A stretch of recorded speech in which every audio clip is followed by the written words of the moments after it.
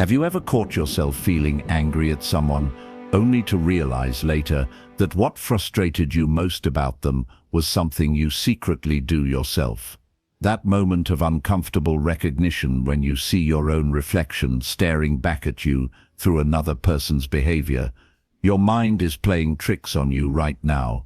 Every single day you're living in psychological states so dangerous that they're slowly destroying your ability to see reality clearly, to connect authentically with others, and to become the person you're truly meant to be. Carl Jung, one of the greatest scholars of the human mind, spent his entire life studying why intelligent, capable people remain trapped in patterns that sabotage their happiness. What he discovered will change how you see yourself forever. You're about to learn about 7 psychological prisons that most people never escape from. These aren't just bad habits or personality quirks. These are unconscious mental states that hijack your perception, distort your relationships, and keep you from accessing your true power. The first dangerous state is one that every human being falls into, yet almost no one wants to admit it exists. State 1. Living in denial of your shadow. Right now, as you're listening to this, there's a part of you that you refuse to acknowledge exists. Jung called this your shadow, mirrors every trait, impulse and aspect of yourself that you've decided is unacceptable, shameful, or simply not you. But here's what's terrifying about the shadow. It doesn't disappear just because you ignore it. It grows stronger. It influences every decision you make, every relationship you enter, every goal you pursue, and you have no idea it's happening. Think about the last time someone really got under your skin. What was it about them that made your blood boil? Their arrogance, their selfishness, their need for attention, their inability to see other people's perspectives. Ask yourself this question, and answer it honestly. What if the thing that bothers you most about others is actually the thing you fear most about yourself? This isn't some feel-good psychology. This is how your unconscious mind actually works. Jung discovered that we project our disowned qualities onto others with surgical precision. The person who irritates you beyond measure is often holding up a mirror to show you exactly what you're trying not to see about yourself. Your shadow contains everything you've been taught is wrong, bad, or unacceptable. If you grew up being told that anger was dangerous, your shadow holds your rage. If you learned that needing attention was selfish, your shadow contains your desperate hunger to be seen. If you were taught that being vulnerable was weakness, your shadow holds your deepest need for connection. But here's the twist that changes everything. Your shadow also contains your greatest strengths. The qualities you've been most afraid to express often hold the key to your authentic power. The person who denies their anger never learns to set boundaries.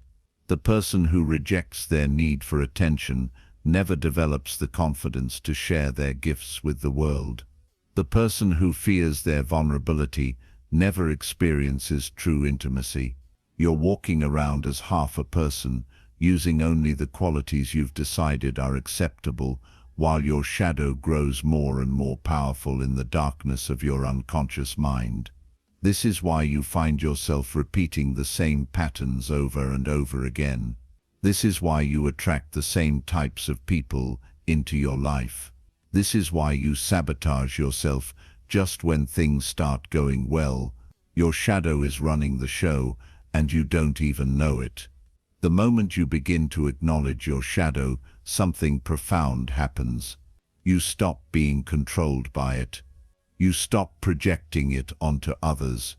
You start to reclaim the parts of yourself that you've been giving away. But most people never get there because they immediately fall into the second dangerous state. State 2, projecting your pain onto others. Every argument you've ever had, every relationship that's fallen apart, every time you've felt misunderstood or attacked. There's a hidden psychological mechanism at work that you've never been taught to recognize. You're not seeing other people as they actually are. You're seeing them through the lens of your own unconscious wounds, fears, and unresolved conflicts. And this distortion is destroying your ability to connect with anyone authentically. Jung understood that projection is one of the most powerful and destructive forces in human psychology. When you project, you're unconsciously taking something that belongs to you, an emotion, a fear, a desire, a judgment, and placing it onto someone else. But projection isn't obvious. It doesn't feel like you're making something up. It feels completely real and justified. The person you're projecting onto seems to actually possess the quality you're seeing in them. Here's how to recognize when you're projecting. Pay attention to your emotional reactions.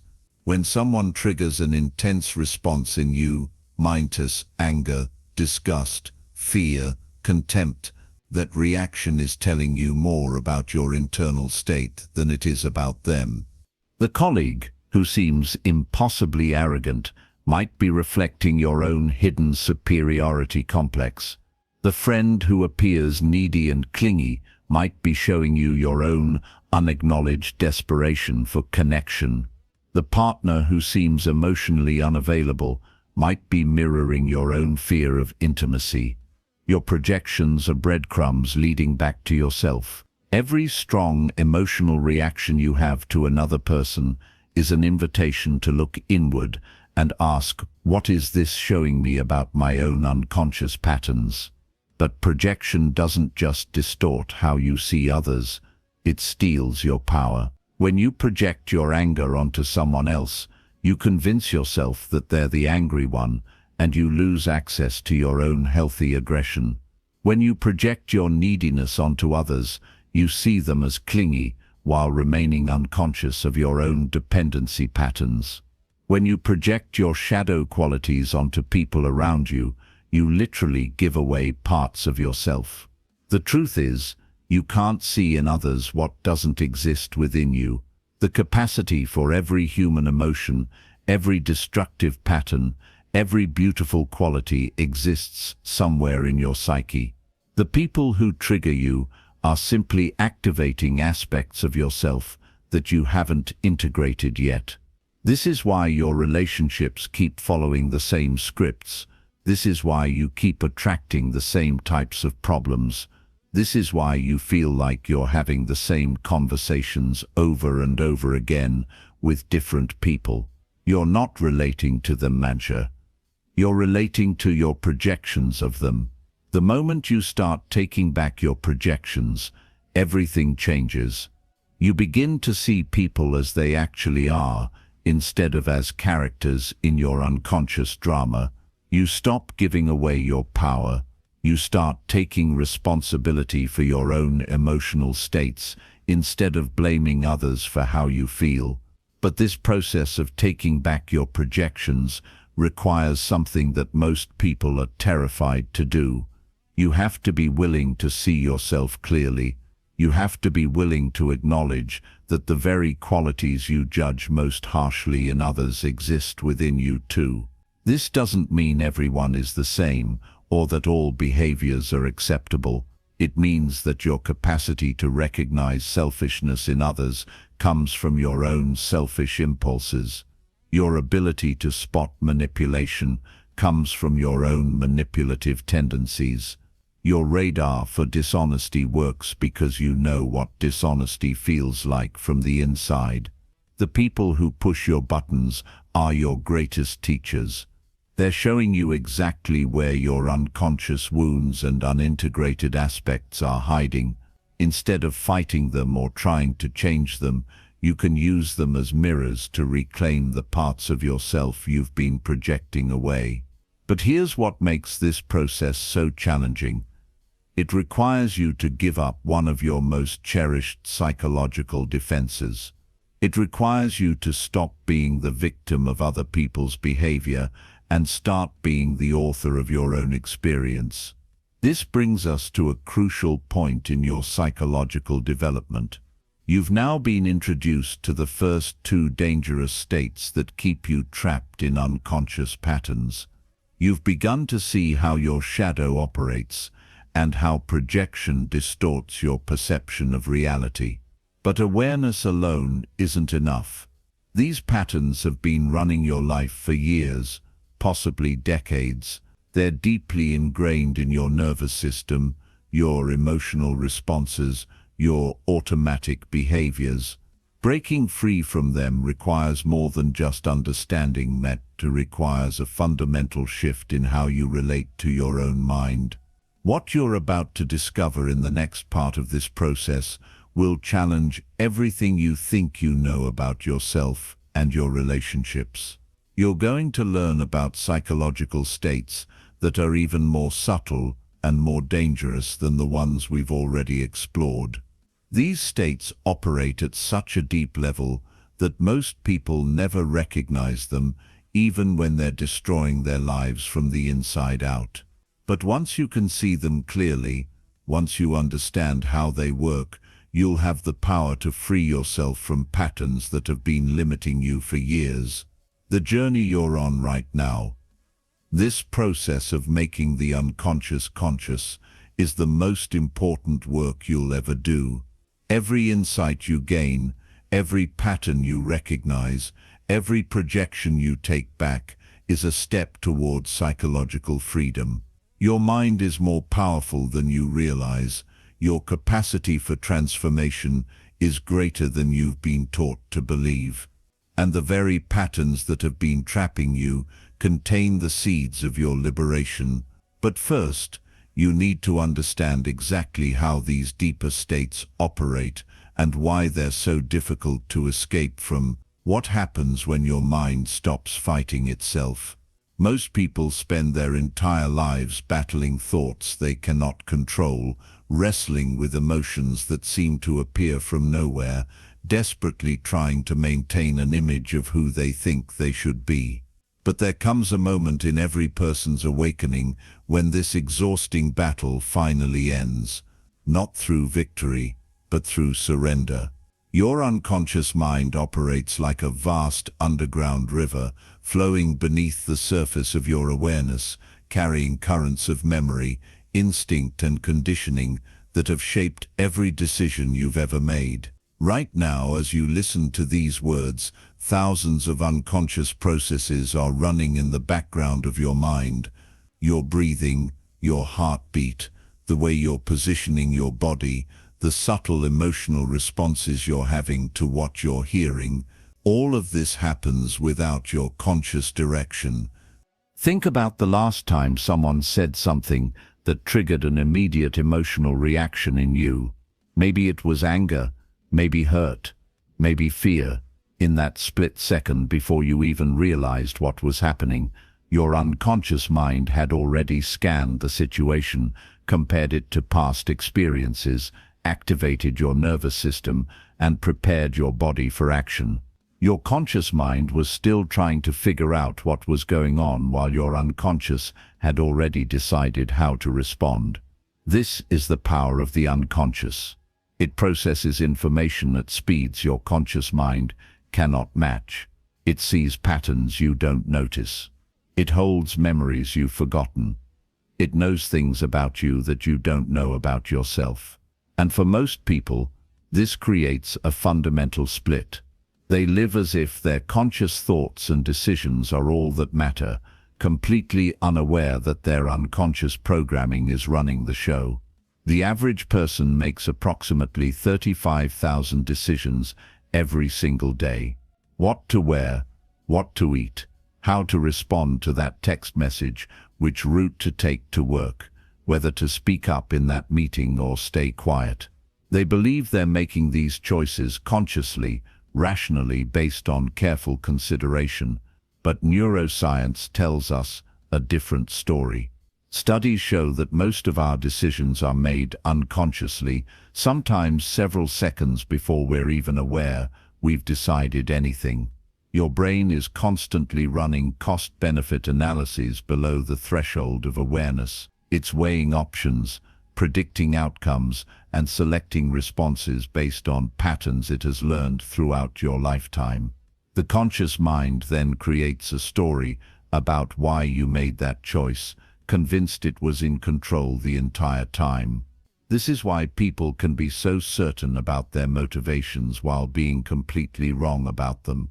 Consider how you choose the people you're attracted to. You might think it's about physical appearance, shared interests, or compatibility, but your unconscious is running much deeper calculations. It's analyzing facial symmetry, vocal patterns, body language, and pheromones. It's comparing this person to early attachment figures, checking for familiar patterns from your childhood, and assessing whether they fit your unconscious template for love and safety. Most of this happens in milliseconds, long before you have any conscious thought about whether you like someone or not. The same process occurs in every area of your life. Your career choices, your friendships, your habits, your fears, your desires. All of them are shaped by unconscious patterns that were established years or even decades ago. Patterns that formed when you were too young to understand what was happening, when your developing brain was simply trying to make sense of the world and keep you safe. These patterns become the invisible architecture of your personality. They determine not just what you do, but what you believe is possible. If you grew up in an environment where love was conditional on performance, your unconscious learned that you must achieve in order to be worthy of affection. If you experienced abandonment or rejection, your unconscious developed strategies to avoid that pain, perhaps by not getting too close to anyone, or by becoming hypervigilant about signs that someone might leave. The fascinating thing about these patterns is that they operate completely outside your awareness until something happens to make them visible. A relationship ends, and suddenly you realize you've been choosing the same type of person over and over. A work situation triggers an emotional response that seems way out of proportion to what actually happened. You find yourself reacting to your children the same way your parents reacted to you, despite having sworn you would do things differently. These moments of recognition are invitations. They're opportunities to see the unconscious programming that has been running your life. Most people either ignore these invitations or judge themselves harshly for having these patterns in the first place. They think they should be able to simply decide to change and have it happen immediately. But the unconscious doesn't work that way. Your unconscious patterns weren't created through conscious choice, and they cannot be changed through willpower alone. They were formed through experience, through repetition, through emotional conditioning that happened at a time when your capacity for rational analysis was limited or non-existent. To change them requires a different approach entirely. Integration begins with acceptance. Not acceptance of staying stuck, but acceptance of what is actually true about how your mind works. When you stop fighting against your unconscious patterns and instead become curious about them, something shifts. The energy that was locked up in internal conflict becomes available for transformation. This is where most self-help approaches fail. They try to impose conscious control over unconscious processes. They give you techniques and strategies and affirmations, all designed to override your natural programming through force of will. But the unconscious is much more powerful than the conscious mind. It will always win in a direct confrontation. True integration happens when conscious and unconscious begin to work together rather than against each other. When you learn to listen to your unconscious wisdom rather than trying to suppress it. But here's what happens when you stop running from your unconscious and start integrating it instead. You begin to reclaim enormous amounts of energy that were previously locked up in internal conflict. You develop genuine self-compassion as you understand why you developed the patterns you did. You become less reactive and more responsive. You start making choices from a place of wholeness rather than fragmentation. The integration of conscious and unconscious doesn't happen overnight. It's an ongoing process that unfolds throughout your entire life. Each time you recognize a pattern, each time you choose awareness over reactivity, each time you respond to yourself with curiosity rather than judgment, you're participating in this integration. Some patterns will shift quickly once you see them clearly. Others will require patience and repeated attention. Some may never fully disappear, but will lose their power to control your behavior unconsciously. The goal is not to become perfect or to eliminate all unconscious influence. The goal is to become whole, to have access to all parts of yourself, to make choices from the fullest possible understanding of who you are. As this integration deepens, you begin to notice something remarkable. The qualities you've been trying to develop through conscious effort start appearing naturally. Compassion arises without trying to be compassionate. Wisdom emerges without trying to be wise. Love flows without trying to be loving. This is because these qualities were never absent. They were simply obscured by the conflict between conscious and unconscious, by the exhausting effort of trying to be someone other than who you actually are. When the internal war ends, your true nature can finally shine through. Not the idealized version of yourself you've been trying to create, but the authentic being you've always been underneath all the conditioning and patterns and stories. This is where real transformation begins. Not through changing yourself, but through discovering who you've always been when you're not trying to be someone else. The next phase of this awakening takes you even deeper, beyond the personal patterns, into the very foundation of identity itself. What you think of as you is about to be revealed as something far more mysterious and magnificent than you ever imagined. Who are you when nobody is watching? When there's no performance to maintain, no image to uphold, no expectations to meet? This question strikes at the very heart of human existence, because most people have spent so many years playing roles that they've forgotten there's anyone underneath the masks they wear. Right now, as you consider this question, notice what happens in your mind. Does it immediately start generating answers? Does it try to describe your personality, your values, your beliefs? Or does it go blank, uncertain how to respond to something so fundamental yet so rarely examined? Both responses reveal something crucial about the nature of identity and the profound transformation that occurs when you finally stop pretending to be who you think you should be. The person you believe yourself to be is largely a construction, a carefully assembled collection of memories, stories, preferences and characteristics that you've woven together into a coherent narrative called me.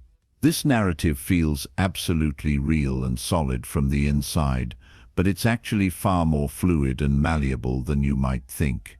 Think about how different you are when you're with your family compared to when you're with friends.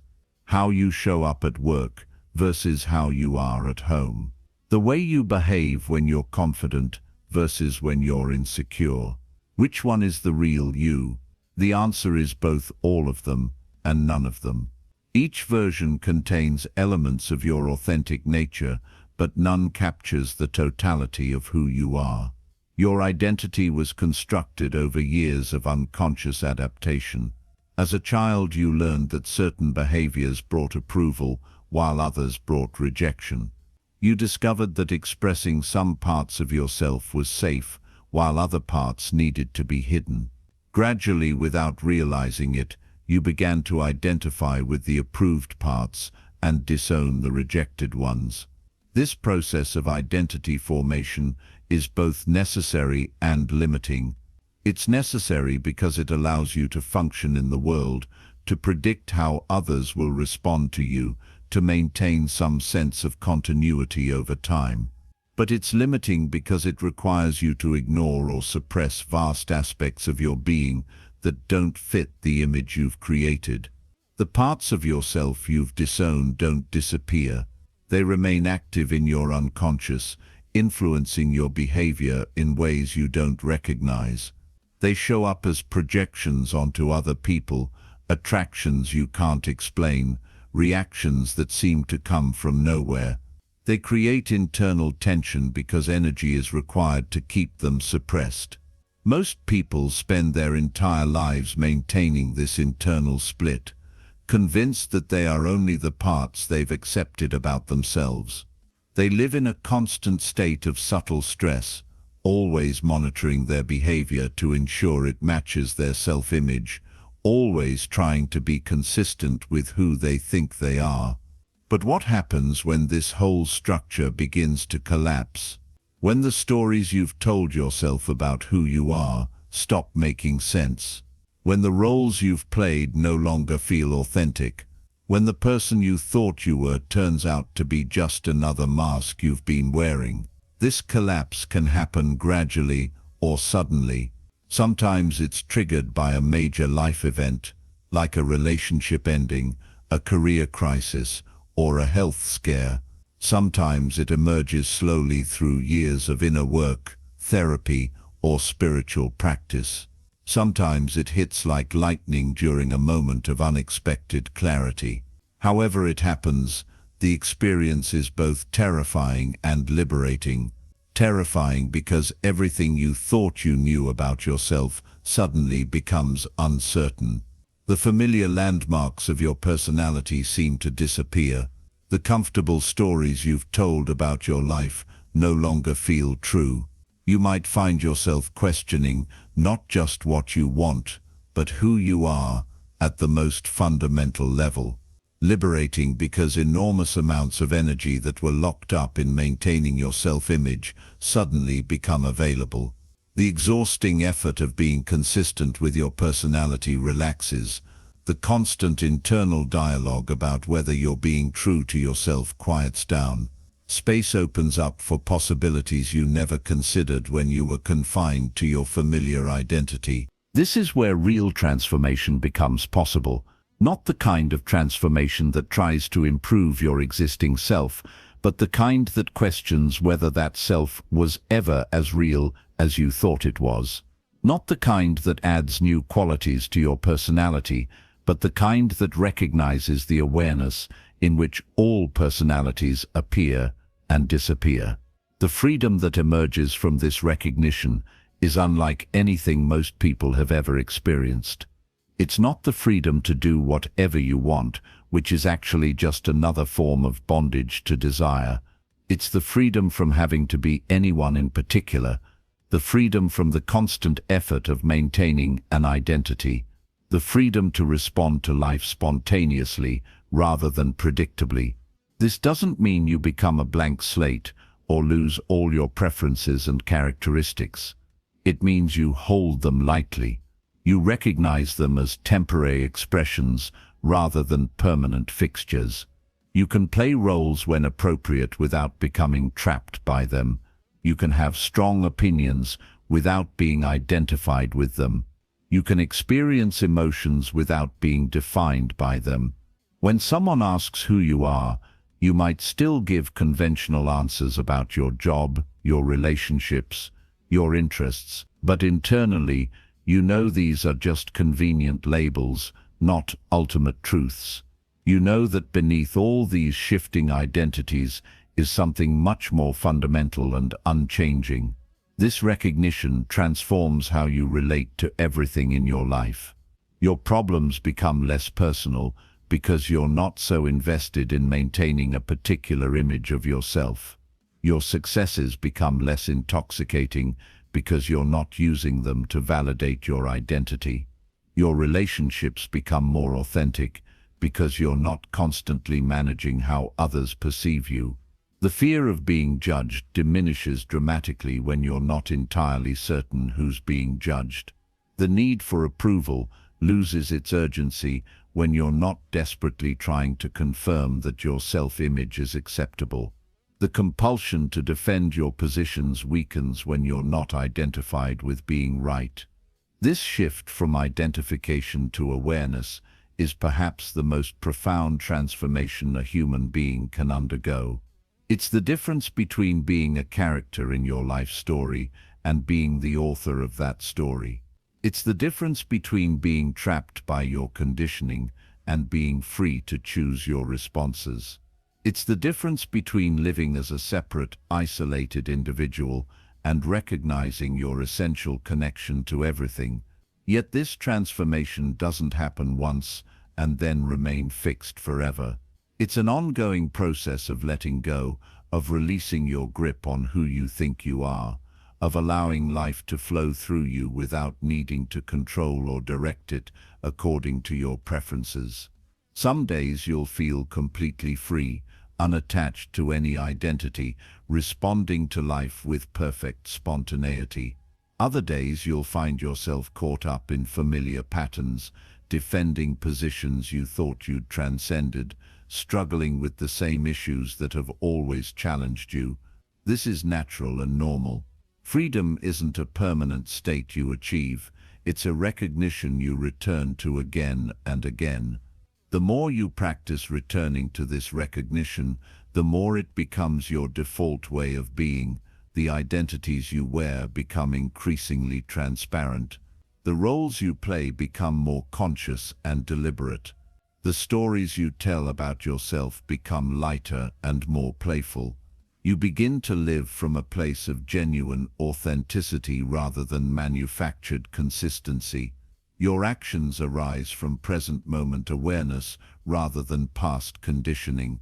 Your responses become fresh and creative rather than predictable and reactive. This is true liberation. Not liberation from your circumstances, which may remain challenging, not liberation from your emotions, which may still be intense, not liberation from your humanity, which remains beautifully imperfect, but liberation from the prison of having to be someone in particular, liberation from the exhausting effort of maintaining an identity, liberation from the fear that without your carefully constructed sense of self, you would somehow cease to exist. What you discover is exactly the opposite. When you stop trying so hard to be someone, you become more yourself than you've ever been. When you release your grip on your identity, your authentic nature shines through more brightly. When you stop defending who you think you are, who you actually are becomes unmistakably clear. This isn't the end of your human experience, but the beginning of living it fully. No longer filtered through the narrow lens of a fixed identity, life becomes richer, more varied, more surprising. You respond to each moment freshly, without the burden of having to be consistent with who you were yesterday or who you think you should be tomorrow. The ultimate freedom is the freedom to be no one and everyone simultaneously, to contain multitudes without being limited by any single expression, to dance through life wearing identities lightly, like costumes in a play, knowing that the actor remains untouched by whatever role is being performed. As this freedom becomes more established, you begin to see that everything you've been searching for outside yourself was always present within this very awareness. The love you sought from others, the approval you craved, the sense of meaning and purpose you thought you needed to create, all of it has been here all along, obscured only by your identification with being a separate somebody who needed to get something from somewhere else. When this final recognition dawns, even the search for transformation and freedom reveals itself as unnecessary. You realize you were never actually bound, never actually limited, never actually separate from what you were seeking. The whole journey of awakening, with all its stages and insights and breakthroughs, was simply the process of remembering what was always already true.